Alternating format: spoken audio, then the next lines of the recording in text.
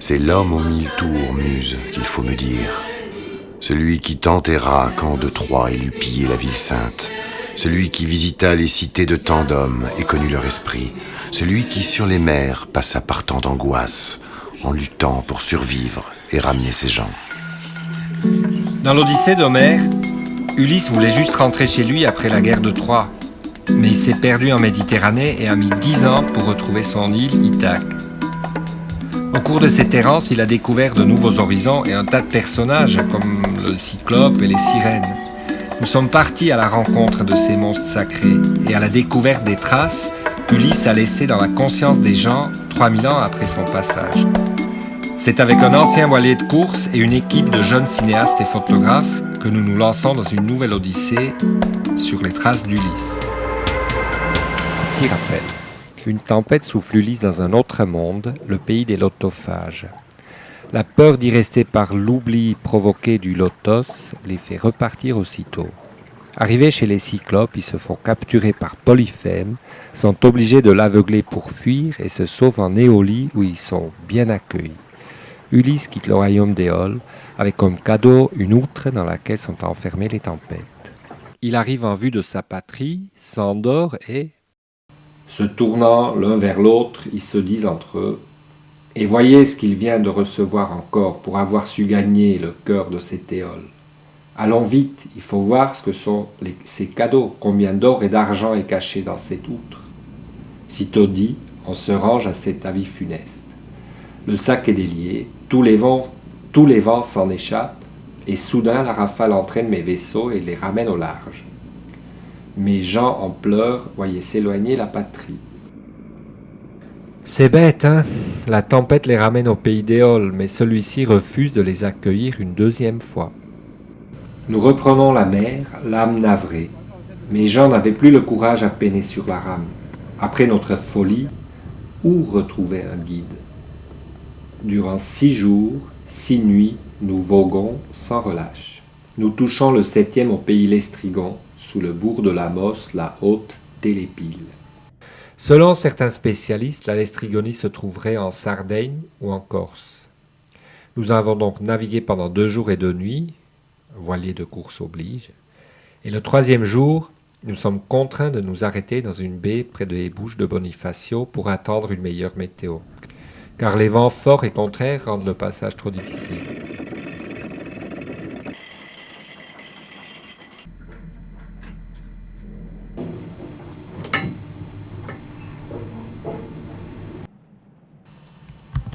J'envoie, pour reconnaître à quel mangeur de pain appartient cette terre, les 2 hommes choisis.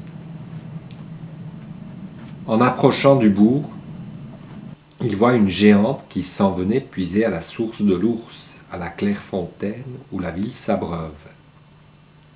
D'Antipatès le Lestrigon, c'était la fille. Un premier indice géographique nous indique que nous sommes sur la bonne piste, le cap de l'Ours. Vu du bon côté, ce rocher ressemble bien à un ours. Est-ce le même qui a donné son nom à la source de l'Ours?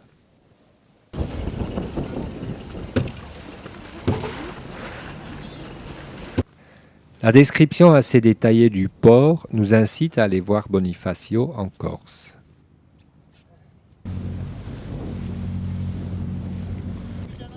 L'accueil par l'agent des autorités portuaires est plutôt antipathique. Serait-ce un descendant d'Antipatès, le Lestrigon?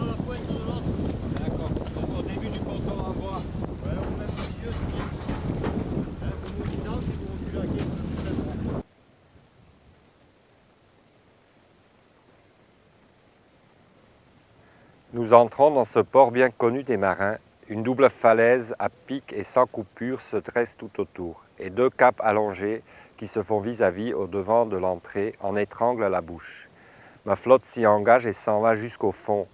Gaillard contre gaillard, s'amarrer côte à côte.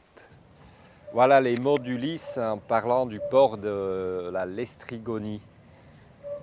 Alors, c'est quelque part à la frontière du monde occidental de l'époque. On ne sait pas trop où ça va là-bas, l'horizon, on ne connaît pas encore. Et on a donc ce port, ça pourrait bien être ici, Bonifacio, un port très long où au fond il y a tous ces bateaux amarrés côte à côte. Et après il y a comme d'habitude les géants méchants et énormes qui leur tombent dessus. Et donc ils se font massacrer là-bas. Tous les bateaux, toute sa flotte se fait massacrer ici.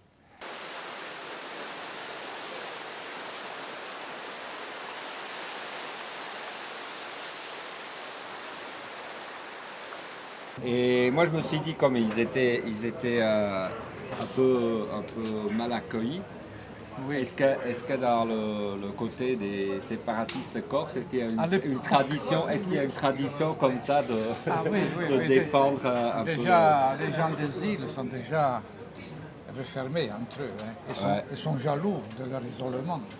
D'accord. Les Anglais, c'est le même cas. Hein. Ouais, c'est vrai. Oui, les gens des îles s'approprient beaucoup plus que les gens de l'intérieur, en France ou autre.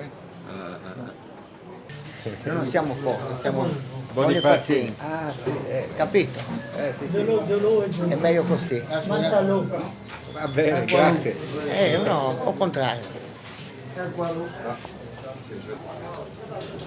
La mangio con la caschetta. Il y a quelqu'un qui est un peu spécialiste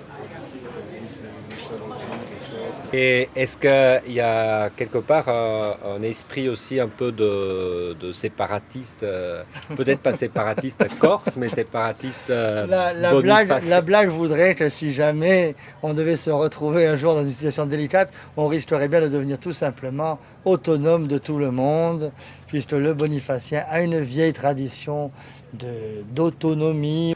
Eh bien, nous avons gardé un petit peu un caractère fier, indépendant et un peu toujours différent des autres. Mais moins agressif que les lestrigons de l'époque. Il paraît que les Génois nous ont donné le goût du commerce, dont nous recevons peut-être les étrangers avec un peu moins de hargne que les lestrigons auront reçu Ulysse. Je vois que vous aimez autant les belles histoires que moi. Et elles m'ont bercé toute mon enfance. On les enjolive quand on a des enfants ou des petits-enfants et on les transmet de génération en génération. Et évidemment, on aimerait tous tellement être le héros de la fable. C'est bien dit. Super. Ouais. Merci beaucoup. Attention Lionel, il te lève pas. Voilà.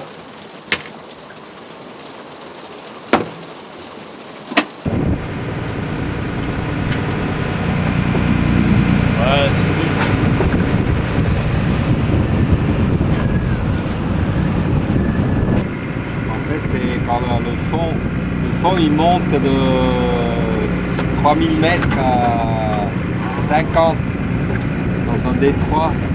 Et du coup, quand un boulet comme ça, du coup ça fait un tas de phénomènes bizarres. Donc vraiment par gros temps, c'est l'enfer.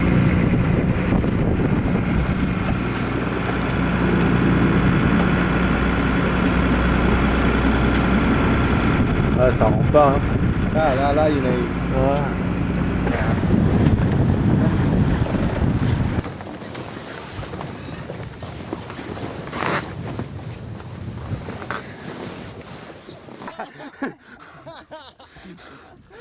Voilà, et là il va. Là il meurt. Là il meurt. Ah oui, d'accord. Là il le ferme, on le voit pas bien. Là. Il va finir. Voilà, tu le vois, et là il l'ouvre, regarde. C'est le truc orange là? Ouais, c'est regarde, fendu là. Et alors ce qu'il faut faire, c'est il faut le tenir comme ça. Filme Laurent, vas-y. Là, on se chope comme ça.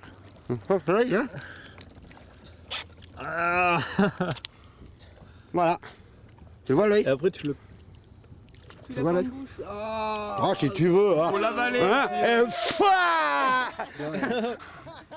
Il va lâcher. Mais non, c'est fini. Et là, il est. On est complètement autour du bras comme ça. Là, et là il faut le cogner.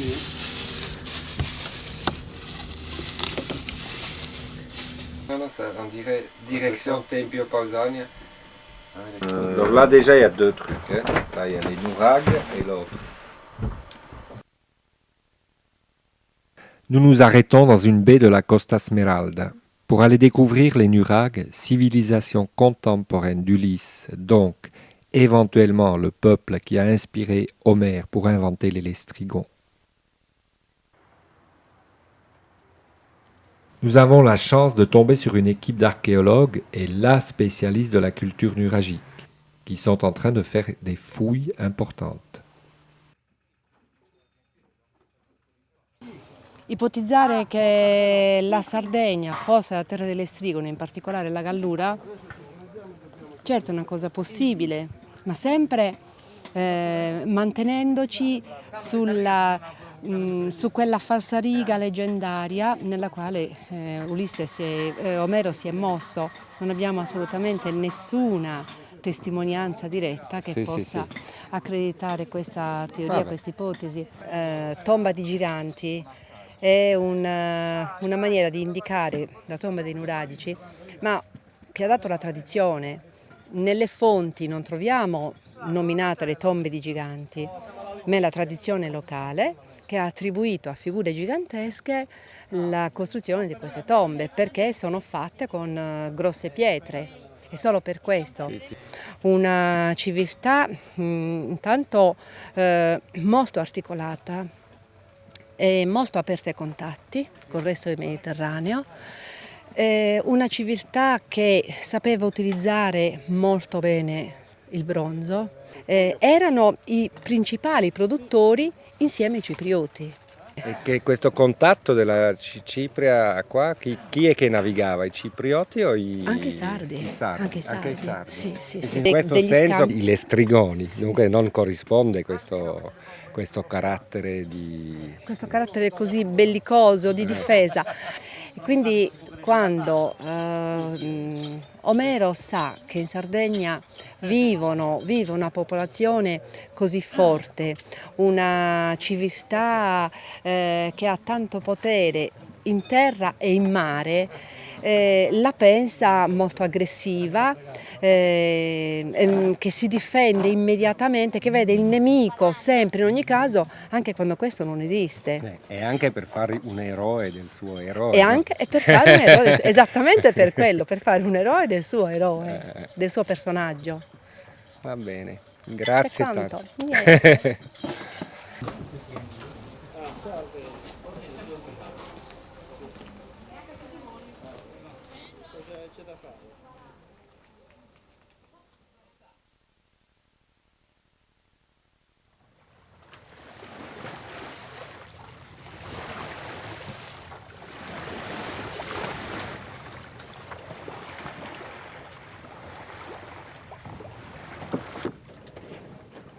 La civilisation sarde à l'âge de bronze semblait plutôt ouverte au monde, commerçante et paisible.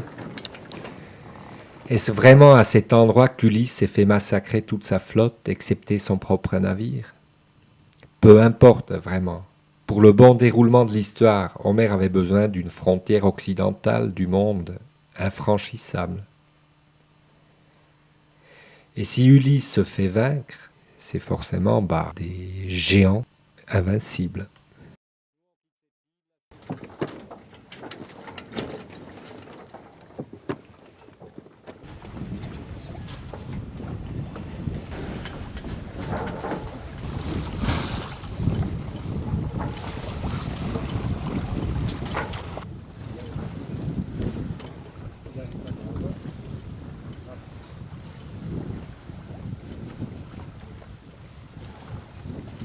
Nous reprenons la mer, l'âme navrée, content d'échapper à la mort, mais pleurant les amis. Nous gagnons Aiaïe, une île qu'a choisie pour demeure Circé, la terrible déesse douée de voix humaine, Circé aux belles boucles. On vient de passer 2 nuits de navigation tranquille. Il y avait la pleine lune, des petits vents, et là, on s'approche de l'île de Circé. Ce qui nous étonne ce matin, c'est le profil qui est là. On dirait une vieille sorcière couchée. Donc on va aller voir si la Circé, l'ensorceleuse, a laissé des traces sur cette île. Non, tu vas monter une biscotte, c'est une petite pêche. Vous avez mangé une pêche ce matin? Il y en a une par tête, de toute façon. Ouais, avec l'autre, je sais pas. Je partage en deux camps tous mes hommes guettrés. Euryloque au grand cœur se met en chemin avec ses 22 hommes. Il trouve dans un val, en lieu découvert, la maison de Circé aux murs lisses et tout autour, changée en lion et en loup de montagne, les hommes, qu'en leur donnant sa drogue, avaient ensorcelé la perfide déesse.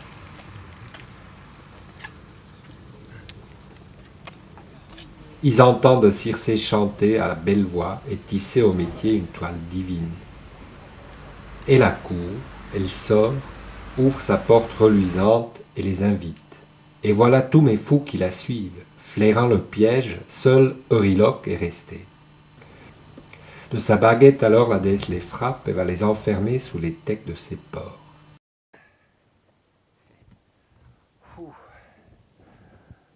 Bon, on est arrivé là de tout en bas, hein. Faut le faire à pied. Voir ce mur lisse, parce que simplement c'est écrit dans le texte, c'était un manoir avec un mur lisse. Donc ça le fait. Hein, il est bien lisse, bien travaillé. Maintenant, les archéologues ne sont pas forcément d'accord que c'est si vieux que ça. Il y en a qui disent que c'est romain, mais pour nous, ça le fait quand même. Une des interprétations de cet épisode est la suivante. Les compagnons d'Ulysse seraient tombés sur une prêtresse pratiquant un rituel d'initiation. Elle leur applique ce rituel pour lequel, pense-t-elle, ils se sont présentés. Un rituel de passage qui, à l'aide de drogues hallucinogènes, les transforme en animaux avant d'en ressortir grandis. L'office de ces prêtresses va même jusqu'à offrir des prestations sexuelles complètes. La description détaillée du rituel permet effectivement une comparaison avec des rites connus dans la protohistoire locale. Donc c'est assez intéressant de s'imaginer ça. Maintenant, est-ce que c'est ici comme d'habitude? Ce n'est qu'une histoire.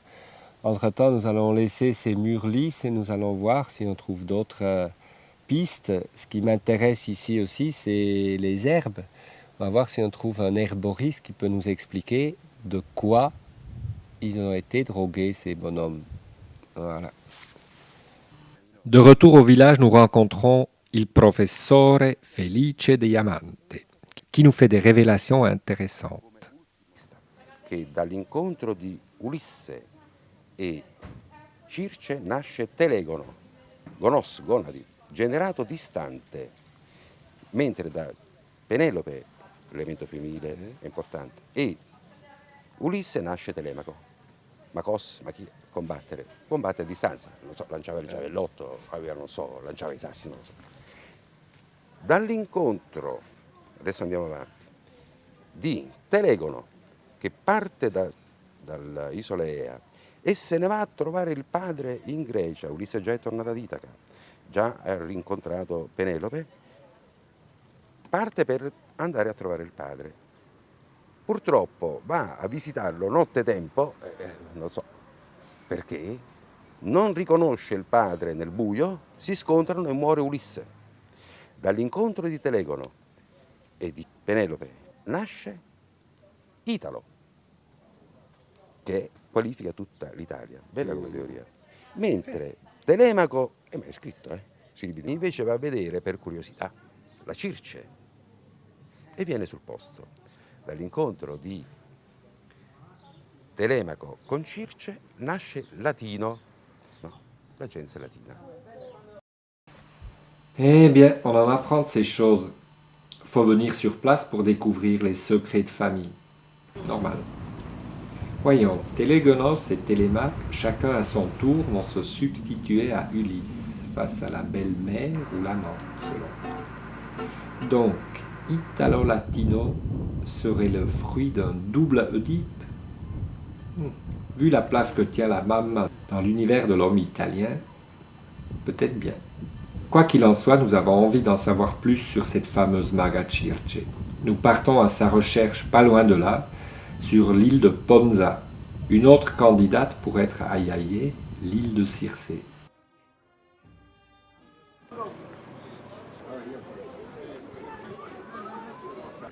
Vede? È la verità. La Maga Circe, che tipo di donna era, Cosa la donna italiana ha in comune con questo mito? La donna italiana da sempre si sa che è una donna molto femminile e molto sensuale anche, e quindi forse queste sono le similarità con la donna italiana. Beh, un pizzico di magia nell'amore ci vuole sempre. Lei era molto innamorata e quindi ha usato queste droghe. Nella donna moderna non usa le droghe, però ha comunque altre tattiche sicuramente. Non vedo tante somiglianze tra l'immagine della donna italiana con la Maga Circe. La vedo forse un po' troppo mamma. La magia forse la vedo più nell'arte culinaria, forse, più che nell'arte ammaliatoria. Stessa cosa.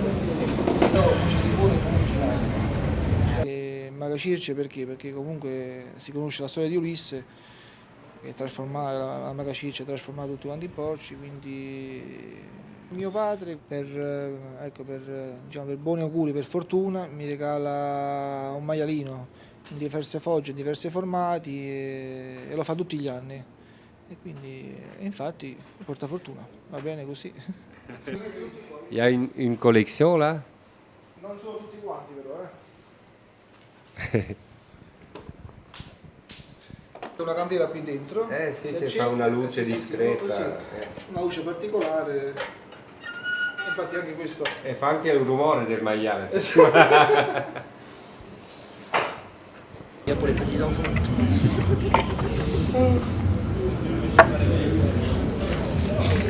Notre recherche d'un temple plein de prêtresses nous a conduits à travers un tunnel mal éclairé dans ce rituel-ci, tout à fait enivrant.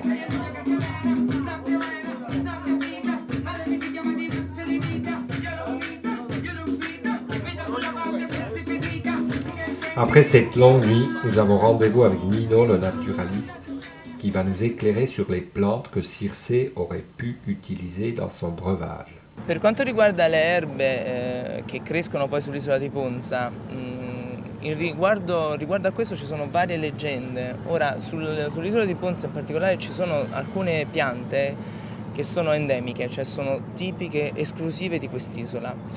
E secondo la leggenda alcune di queste che ancora oggi vengono utilizzate per i loro pregi, perché sono per esempio hanno particolari proprietà sonnifere o hanno particolari proprietà curative. Per esempio il Papaver somniferum è per esempio una papaveracea, un papavero comune con un fiore di colore viola che ancora oggi si trova comunemente nella macchia mediterranea e che ha un grande potere da questo punto di vista. Oppio. È tipo oppio, infatti è un allucinogeno, quindi sicuramente poteva essere anche al tempo della Maga Circe utilizzato per questo scopo. E anche nella storia c'è anche l'antidote della cosa. Purtroppo l'antidoto non lo conosciamo, è rimasto un segreto della Maga Circe.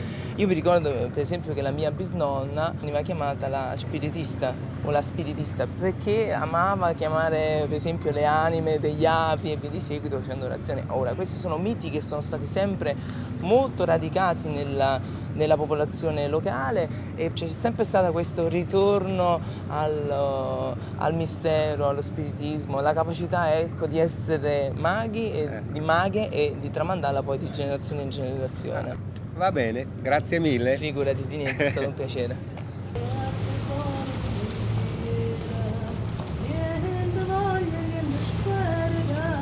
Et bien sûr, dans la thématique de l'enchanteresse, voilà une cantatrice.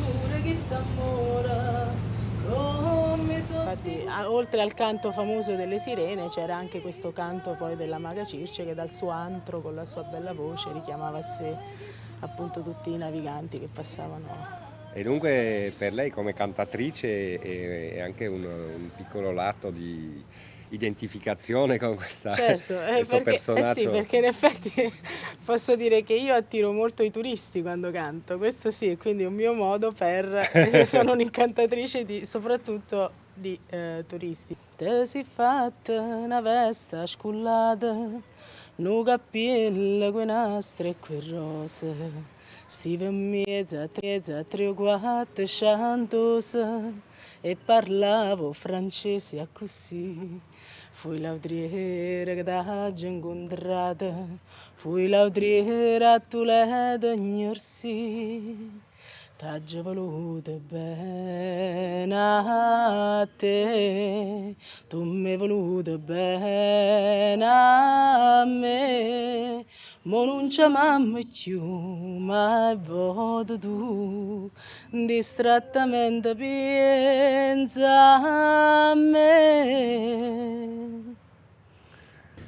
Ulysse a passé un hiver peinard dans les bras de Circé, dans un cadre magnifique. Et on verra bien dans le prochain épisode quelle est l'aventure qui l'attend.